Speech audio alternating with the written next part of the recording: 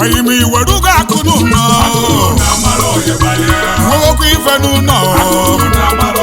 Rimana kuno na dimba Umakibo na ibi no bodeshia Maineme bofuma Manyi mwelo kukisi Nigeria mana inia Imane ejesi jenaya naluna Uteka njijemive Andi eka jangwaga fonu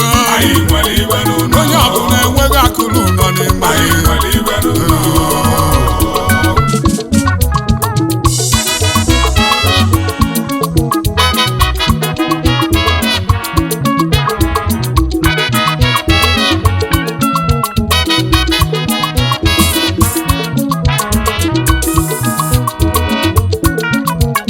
ọrụ obodo nekwu ụmụnne m ndị eji ama atụwo na Mekong River Asia mmekwenu ndị a na-ekwu okwu ba ụmụ Igbo obi esi ya ma Nigeria malụba ndị ọma nna akọwalụ gị ụmụ Igbo kpara akụ ma wee lụwa akụ n'ụlọ mgbe ibe a na-afụ anya ụlọ Nigeria ụmụaka Igbo bi esi ya ego na-ejeruba ozi na Nigeria ndị a na-ekwu ebe bụ adụresi ndị Igbo n'obodo Asia niile kọntaktị nna gwa gị mbụ saịbọọdụ ndị Igbo n'obodo Asia n'ezie gọọmenti na-akwanyere ndị be anyị ugwu ọkwa maka ndị nna gwa gị fenwe ndị odogo famenwere ibe Asia ndị arọrọ arọ na-adị iche anyị ma igedo ntị n'egwu a ịmara ibe dị iche na-egbe n'ụwa Asia igedo ntị n'egwu a ịmalụ ndị bịalụ bizinesi na ndị bịalụ nnene n'obodo Asia ndị ọhịa bụ fafu gị n'ụzọ ma jụọ gị iwelugo akụ n'ụlọ n'ọhịa ka eji agba mbọ n'obodo anyị ma iwelugokwa akụ n'ụlọ iwe egokwa ibe n'ụlọ maka nke ụlọ na-adị mkpa ụmụaka Igbo na ibi n'obodo Asia anyị na-emebe ọfụma anyị nwere ọgụgụ isi Nigeria mana ini ya ịmana ejesi ije na ya nara ụlọ uche ka anyị ji eme ibe ndị ego eji agbaga afụ ọnụ onye ọbụla enweghị akụrụ ụlọ n'ime ọrụ obodo na-abịa m ọzọ eyi Prof Chikobi na-ekwu ebe onye amụma egwu na-esi ọkwụrụ ka nwere ibe eji agbụ ọrụ mụ na-ekwu kedo m ntị n'ọnụ n'ịmana ụzọ tere aka n'elu ụwa nwere ndị ọdị nso nye ka anyị na-eti n'egwu obodo si fọlọhụ n'orodo igetụwaghị ihe ọ bụrụ ọdanye ka mụ na-akụlụ egwu a nye ka nji wee bụlụ ịgba wee jebe si ya n'obodo Thailand mbatazie n'ime obodo zute ndị odogwu ndị ewuba na-ebe ka ewu m ndị ọma nwere ibe ọdịkwa mmadụ ka eji eje obodo idugo ewu nwoke Igbo aka naanị igwe nwata agbụghọ osimiri ewu ya bụ eze na ambasadọ Jerome Ụzọchukwu nwa eze na-eche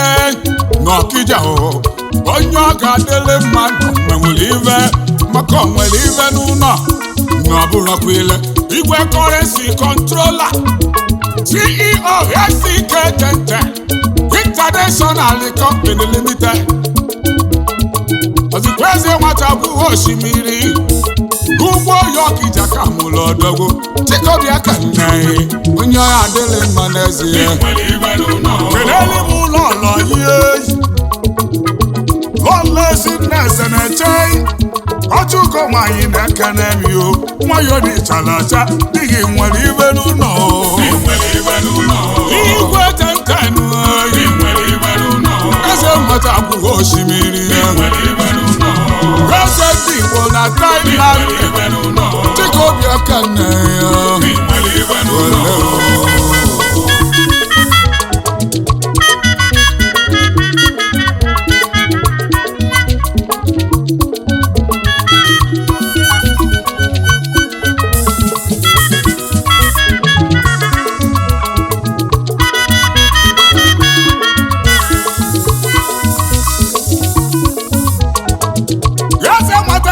osimiri odogwoyi duru m uche ekene ndị Great Royal Friends Club na Thailand ndị ọya adịrị mma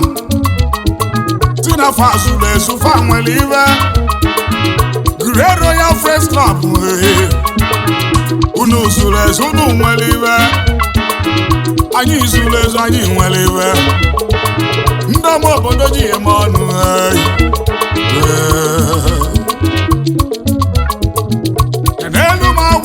PG Mr. Charles Chukwu na-enye Okoye Chikwadeze Chikwadeze bayi ya bụ PG Anambra State Community Association na Thailand onye Anambra na ya adịrịrị ya bụ agwa President General the Great Royal Friends Club na Mekong River Bonu meka na yi Chikwadeze bayi si ni nwere ibe n'ụlọ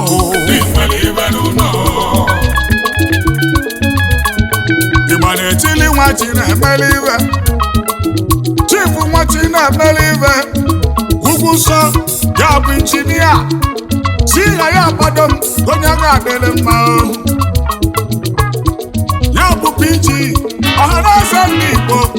na Mekong River ya bụ Secretary General Great Royal Friends Club na Thailand odogwo ya adịrị mma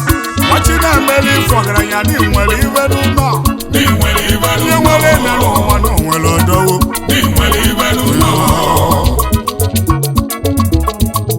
Baba Joy Chief Odogwoyi Bernard Igwe ya bụ awa treasurer na Great Royal Friends Club of Thailand ya bụ PG United Ihiala Local Government na Thailand onye ga-adịrị mma ọgaranya n'ime nwere ibe maka inwere ibe n'ụlọ ibe nwere erika nne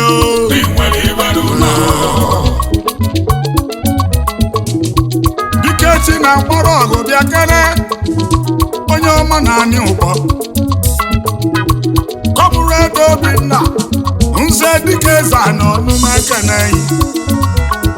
ya bụ Dikechi na mkpọrọ ọgụ wa n'ọfụ kpọmba dike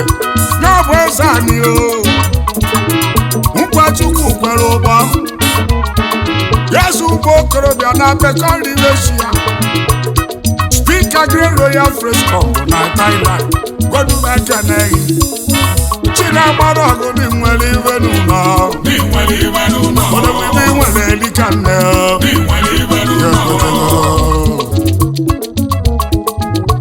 Haji Fezu Ugodi Seke Yesu Ugobodogwu onye nwere n'ụwa na nwere onye ọcha Waraji bụ CEO Ultimate Ugo Logistics Company Limited na Thailand the Vice Chairman Yala United na Thailand Yesu Ugo one of his Zewo ni nwere ibe n'ụlọ Odogwu nwa ni nwere ibe mpa Charlie Boy Chief Emmanuel Matis osi na nwata na-anụ uli osi na nwata wee bụlụ ọgaranya ego eligo nne Emmanuel Matis n'ime nwere ibe onye uli ka anyị na-ekene Ihiala Local Government na Anambra nwere ibe n'ụlọ na Chigobi aka na-eyi onye ọma na-ego ga-eri ka nne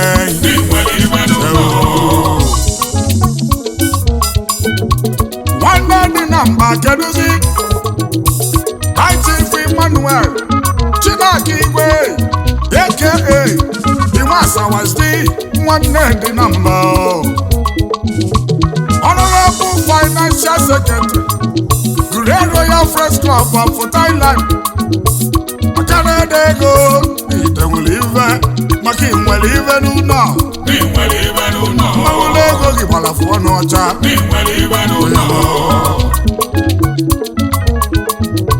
High Chief Eda Chinyelugo bụ odogwu nwa Chinyelugo bụ anyị ọsọpụrụ inye ego na Bangkok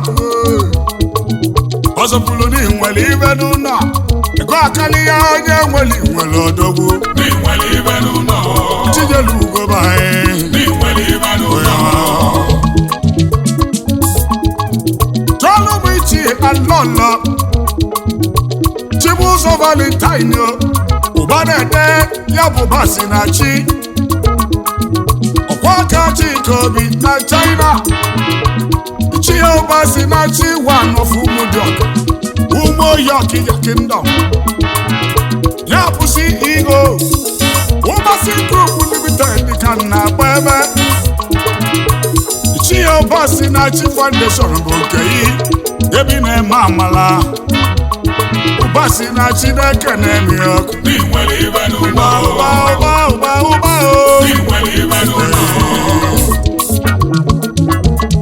ugwu na-arịa amị ka ịgba na-achọzi Prince Nnamdi Ugonna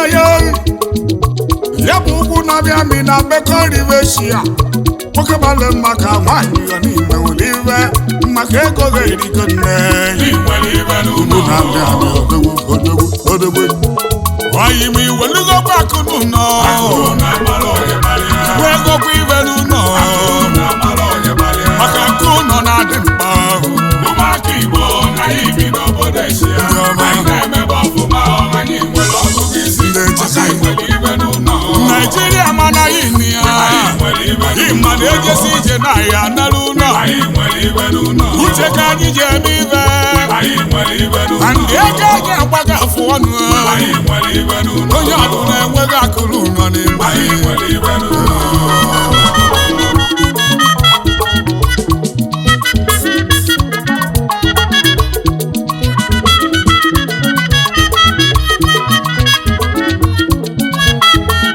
Chifu Chigozie ya ike ma imemụrụ ive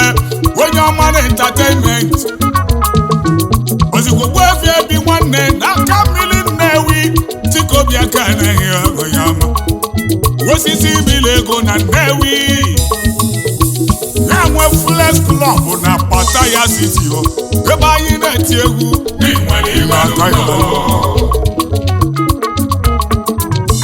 na-enwe Flex Empire ịma Flex Record Label bụ nye ahụ ihe ebe a na-asụ ndị egwu mmemme nwere ibe Chikobi Akaji ugo ndị ya n'ichi keduzi Chief Dr. Rize Udagbala Chikobi Ekene Gibu CEO Arizona Triple M International Limited Umonyi wala mewa na n'ichi onye ọga adịrị mma Gibu Chief Wefe na Grand Royal Friends Club n'obodo Eshia ndụ mekere odogwu Arizona baị Triple M odogwu aka Tolibo High Chief Temple mmiri na-eso n'ọla bụ odogwu onye ụmụnya na Anambra Gibu ife ndị Igbo na Bekọriveshia onye ego na-elubeli isi asi na ego gị gbara afọ n'ọcha Temple nwanne m mmiri na-eso n'ọla baị ọgaranya na nwere Nnewi ibe n'ụlọ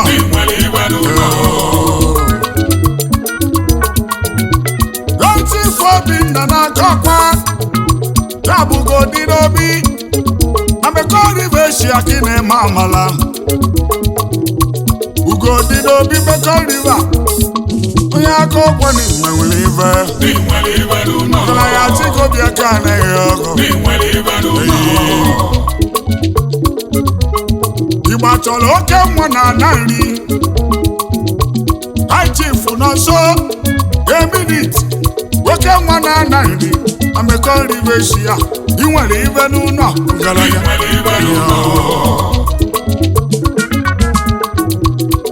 Tọọlịbụ chifu n'ọsọ abịa okoga ị na-akpa ebe agụ bata na abekọrọ ibe shi ya agụ bata n'ime nwere ibe agụọ chikobi aka na-eyi ị nwere ibe n'ụlọ maka ego ga-eligo nneyi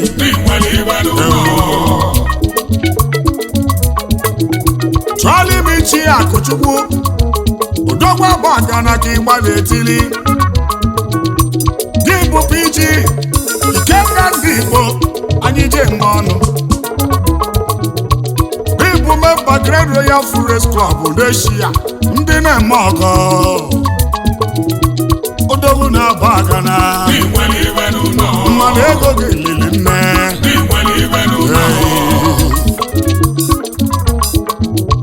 Chifu Uchenna Nwadime Yesu Ugochi nyere wa UC Nice ni nwere iwe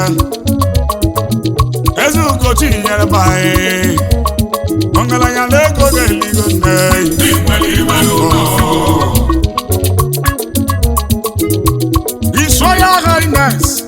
Eze MK Otika anyị na-achọ Igwezu Udo Nwachinyelu na Pattaya City na Thailand Igwezu Udo ọgaranya ni nwere ibe Igwezu Udo Nwachinyelu maka ego gị ilili nne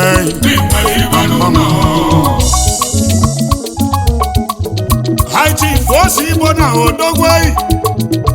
dị mma ofe ihe ala local gọọmenti na Thailand Academy Osi Igbo na ni nwere ibe onye mmegbu ego ni nwere ibe n'ụlọ Igbo meje China azụta odogwu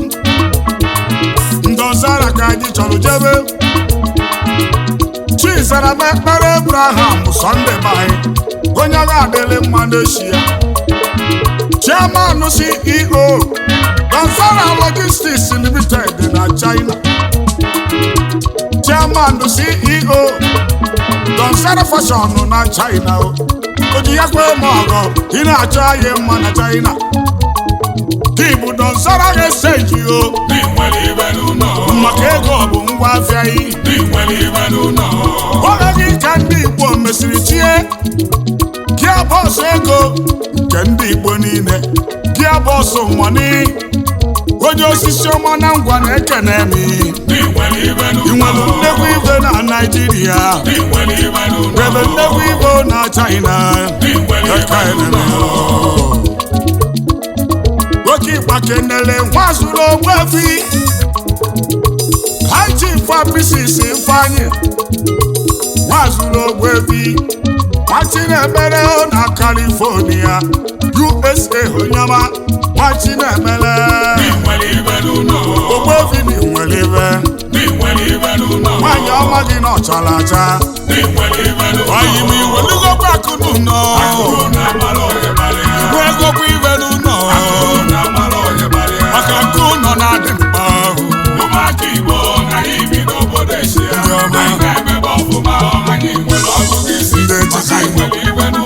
Nigeria mana yini ya imani ejesi ije na ya n'ụlọ uche ka anyị ji eme ibe ndị ego anyị agbaghị afụ ọnụ onye ọbụla enweghị akụrụ ụlọ n'ime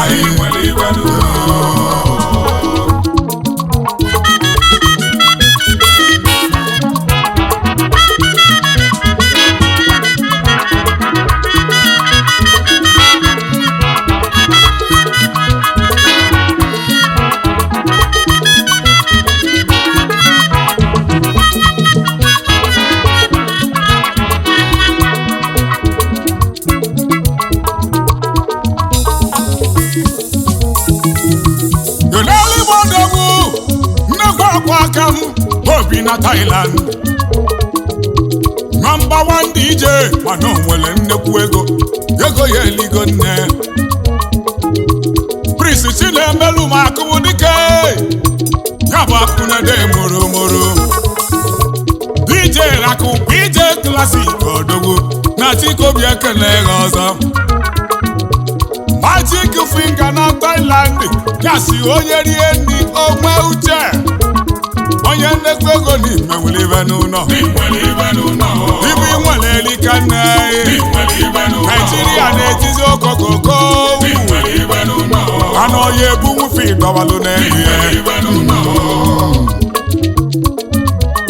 oke ịgba kelelu ụmụ Tony Moore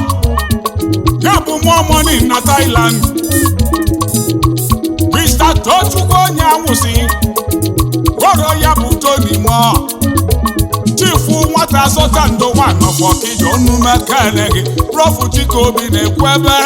onye adịrị gị mma maka inwere ibe n'ụlọ onye nnekwu ego n'ego ga-akpaghị afụ ọnụ maka ehiri ime ego n'ụwa na nkebe ego na-abịa ọmọdị ụbaghị onume kene ọgaranya Charlie mụ Valentine anya ga-abụ agbodo dịka aja Enugu steeti yo ọkwa aka Chikobi my number 1 fan onye adịrị gị mma Chikobi ekele agbodo dịka aja inwere ibe n'Enugu steeti nwekwuzi ihe na Naijiria okirikiri agbodo keneli m oyi akaghị Argentina o n'ọnya ka egwu na-eti ebeli ozikwa Sunday onye ka mmanwụ abalị isi okwe n'ọka iwe lokal gọọmenti n'Imo steeti ọrụ ebe isi wee bịa wụwa onye Argentina na-ego akalịa ibe nwere ụlọ n'ọnya ka anyị na-etili mkpu nwere ibe Chikobi ekeneghị Argentina onye nnekwu ego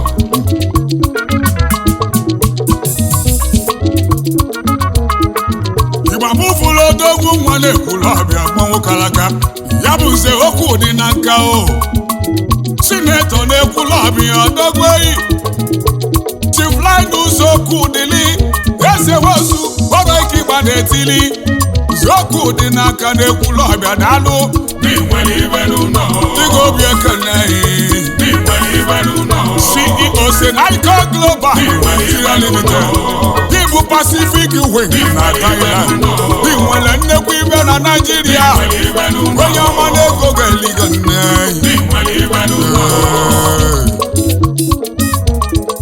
nwata ibere eze ọkụ aka m odogwu onye ekwulu ọbịa bi na Thailand ya bụ nze Ebuka zefu mmụọ na-eke Chikobi ekeneghị ọgaranya nwata imere eze na-ekwulu ọbịa oju na-eme ọgọ n'ịkali gị egwu maka inwere ibe n'ụlọ mmegbu ibe gị idebele oji mmiri eme ọgọ n'ụlọ ekwulu ọbịa aka Chikobi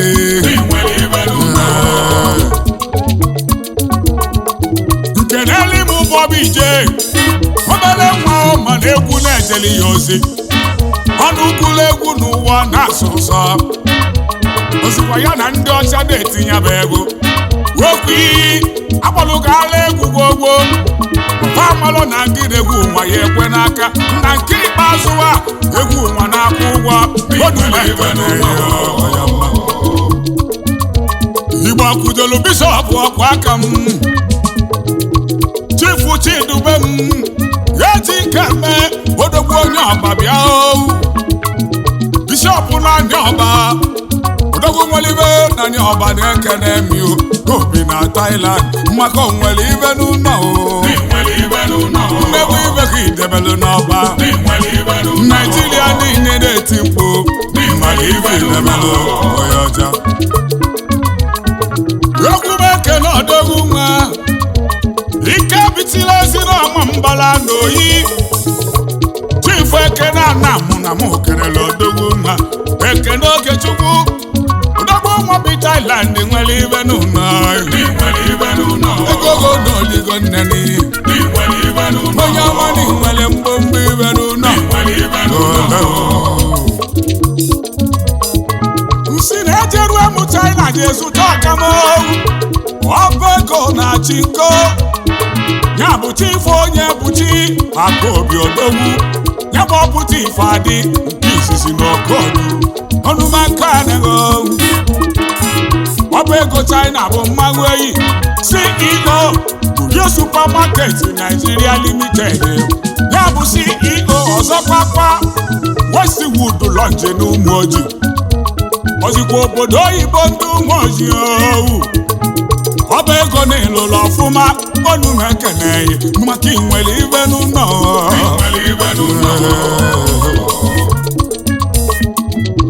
eligbodogu nwa na China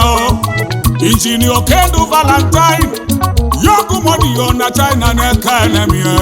wapụta ife adịghị na gụlụzi Igbo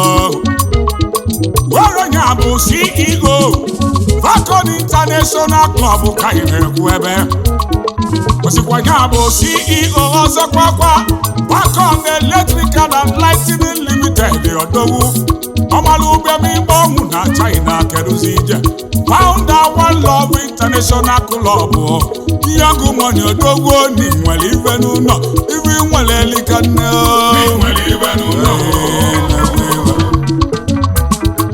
nkeneli m ọkụ aka m odogwu eyi aka uche egwebeghị sobi dị Chukwu emelie ni nwere ife n'ụlọ odogwu na Cape Town na South Africa nwa mmiri n'ihe adịlele gwara mụ na gị so wee jesia odogwu kara aga ni nwere ife n'ụlọ CEO Obi Gap Integrated Services Pty na South Africa inwelu nnegwu ife na anyị Asaba magụji egbebeghị embesiri mbuli Igba wee jebe Cambodia jeti mama ndamini Club na Cambodia ọ bụ onye ka anyị chọrọ jee Chief Enwasu Tochukwu ya bụ matara akụ n'ụzọ one of ụmụọkpara isi autonomous community n'Imo State onye ọya adịrị mma n'Eshia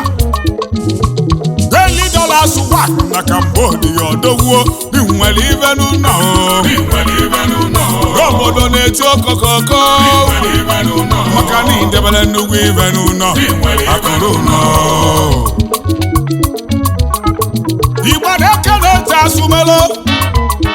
Blessed na Cambodia bịa The Living Lion na Cambodia odogwu ya bụ CEO Blessed UC Oil and Gas na Cambodia odogwu na nwere ibe n'ụlọ Living Lion baya ekenele m odogwu na Malaysia ya bụ Sọngụ aka eme Okechukwu ije amaka mma n'Eshia onye ifite nne mmiri na mekeneghị onye ọcha ya bụ CEO Yoke Sandra Bahad na Malaysia ya bụ CEO ọzọkwakwa Wokasele Global Nigeria Limited odogwu inwere ibe n'ụlọ ije amaka mma ezi ọrụ ibe idebalo na-eyi ndụ nwoke Igbo Kenosi Chris na Thailand Rosi Chris na Bangkok onye ọmali nwere ibe n'ụlọ anyị ọkwa aka akụnede mụrụmụrụ keduzi na jikobi aka n'ehi Rosi Chris onye nnekwu ego nnekwu ibe gị debele n'ụlọ nwoke Igbo Ekene ọnwa na-eti eti ọnwa niile eti eti na Cambodia dịba aka na-esi nri dị mma na Cambodia odogwu ebe anyị na-alata aka ebe anyị na-eli nri ngwelu na-enwe uche na Cambodia odogwu na nwere ibe n'ụlọ Naijiria na-eti mkpu n'ife